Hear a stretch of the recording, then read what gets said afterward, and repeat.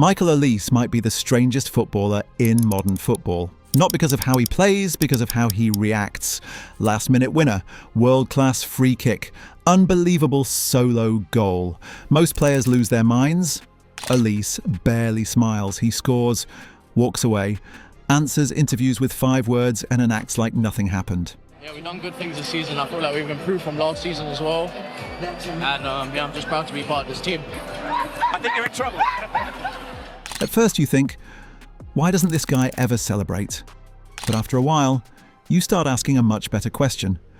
Why has he always been like this? Because here's what most people get wrong. They think the story starts at Crystal Palace, then Bayern Munich, then France. It doesn't. It starts years earlier when 2 of England's biggest academies looked at one of the country's most gifted young players and decided they didn't need him. That decision changed everything. But before we get into the story, if you enjoy football videos like this, make sure to subscribe. I upload new videos every week and your support really motivates me to create even more high-quality content. All right now, here's what most people don't know about Michael Olise. He wasn't the academy wonder kid everyone was desperate to keep. If anything, his early career was defined by rejection. At just 7 years old, he was playing for Arsenal's academy when scout Sean Conlon spotted him. He believed Michael was too talented to ignore and convinced his family to move to Chelsea instead. On paper, it looked like the perfect step. Bigger academy, better coaches, a clearer path to the top. But football doesn't always work like it does on paper. Michael had all the talent. What he didn't have was the personality people expected. He was quiet, reserved. Sometimes he wouldn't even say hello, not because he was arrogant. That's just who he was. Unfortunately, being misunderstood can be almost as dangerous as lacking talent. Eventually, Chelsea let him go. And somehow, the hardest part wasn't even getting released. It was watching his younger brother stay behind. Imagine being 14 and hearing you're not good enough, while someone from your own family keeps living the dream you just lost. Most kids would have given up. Michael didn't. Soon after, Manchester City offered him a trial. Another chance, another rejection. Now he had no academy, no contract, nothing. But Sean Conlon refused to let his story end there. He organised showcase matches called Scouts, sent highlight DVDs to anyone willing to watch. While players like Jamal Musiala were climbing through elite academies, Michael was simply hoping somebody would believe in him again. Eventually, Reading did. And looking back, it may have been the best thing that ever happened to him. Because sometimes, the biggest setback becomes the turning point. Reading wasn't where Michael Olise expected to end up. After Arsenal, Chelsea, and Manchester City, a championship academy probably felt like a step backwards, but sometimes the right club matters more than the biggest one. Reading didn't just see talent. They saw a player with something to prove, because until then, football had always come naturally to Michael. He was gifted enough to get away with relying on talent alone. Not anymore. Now every training session mattered, every opportunity mattered, and slowly, the player England's biggest academies had rejected became impossible to ignore. Within 2 years, he was training with Reading's first team. Not as a reward, because he'd earned it. There was just one problem. Michael still had a habit that drove his coaches crazy. Lose the ball, and he'd stop. No urgency. No chase, nothing. Eventually, manager Mark Bowen had seen enough. He dropped Michael back to the under-23s, not because he lacked ability, but because he needed discipline. Then he made a decision that sounded completely backwards. One of the club's most gifted attackers was moved into defensive midfield. It looked like punishment. Instead, it became the making of him. For the first time, he had to defend, fight for second balls, read the game without the ball, and when he earned his place back, he wasn't just a better footballer, he was a better professional. His teammates noticed it too. The player who once relied on talent was now matching it with hard work. And that's a dangerous combination because talent might win you matches, but talent combined with discipline can change an entire career. Eventually, Reading became too small, not because the club had failed him, because they'd done exactly what they were supposed to do. Michael Olise had outgrown the championship. the free kicks, the passing, the effortless way he drifted past defenders. It was obvious he was ready for the Premier League, so when Crystal Palace signed him, the move surprised a lot of people. I'll admit, it surprised me too after all the hype.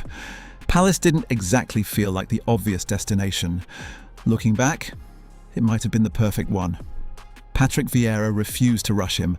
Week after week, a few minutes here, a few minutes there, sometimes none at all. It was frustrating. But when the opportunity finally came, Michael didn't waste it. Palace were chasing the game.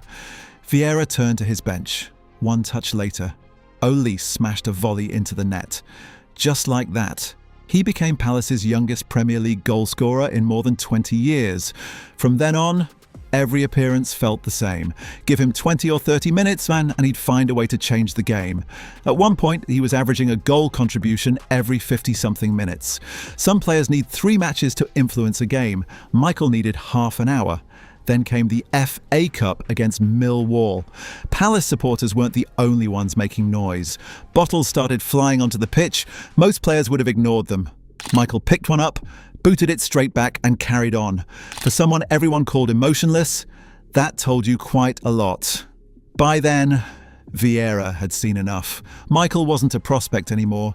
He was becoming one of Crystal Palace's most important players, and the football world was starting to realise Chelsea had made a very expensive mistake.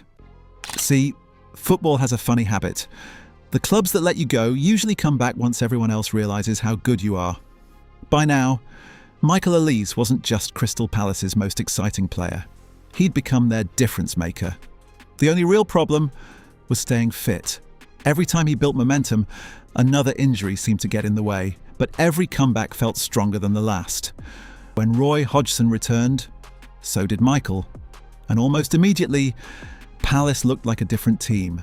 Not because he scored every week, because every attack suddenly had purpose. One pass, one dribble, one moment of quality. That was usually enough. Then Oliver Glasner arrived. Instead of asking Michael to play within the system, he built parts of the system around him. The result?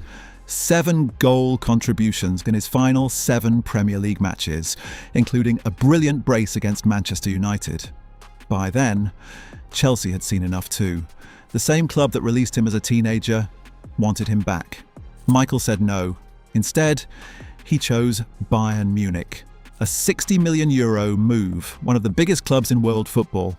Naturally, people questioned whether he could make the step up. Michael answered the only way he ever has: on the pitch. Within months, he'd become one of Bayern's most important players. Top assister in the Bundesliga, young player of the season, 40 goal contributions. The doubts disappeared almost as quickly as they had arrived, because maybe Michael Olise never changed. Maybe everyone else just finally caught up. So, after everything, the academy rejections, Reading, Crystal Palace, Bayern Munich, Michael Olise finally had what he'd earned. Respect from teammates, from fans, from pundits, even from the people who once doubted him. Funny how quickly football changes its mind, but here's the thing. I don't think Michael ever cared, because even after becoming one of Europe's best players, he was still the same person. His teammates are celebrating a title. Michael's playing chess. He scores a brilliant goal, barely reacts. Someone asks if he feels sorry for the team Bayern just beat. No. Interview over. Honestly, I don't even think it's an act anymore. Maybe that's just a Michael Olise, a player who never felt the need to explain himself, and maybe that's why so many people got him wrong. For years, everyone obsessed over the celebrations, or the lack of them, the interviews, the quiet personality. But maybe they were asking the wrong question, because this story was never really about how Michael Olise celebrated. It was about resilience. A kid rejected by England's biggest academies, who rebuilt himself at Reading, proved himself in the Premier League, and walked into Bayern Munich without ever pretending to be someone else. He didn't change to fit football. Football eventually changed the way it saw him. And maybe that's the most impressive thing of all. If you enjoyed this story and want more on football's most fascinating players and moments, make sure to leave a like, subscribe to the channel, and let me know in the comments who you'd like to see next. Thanks for watching.